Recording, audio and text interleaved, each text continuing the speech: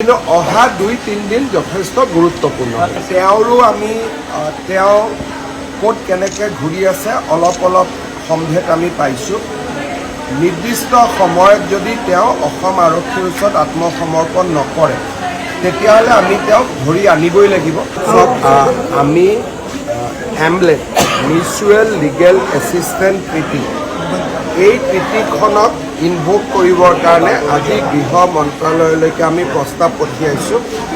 তেখেতসকলে এই প্ৰস্তাৱ ছিংগাপুৰলৈকে প্ৰেৰণ কৰাৰ লগে লগে আমাৰ আৰক্ষী দলো ছিংগাপুৰত আছে।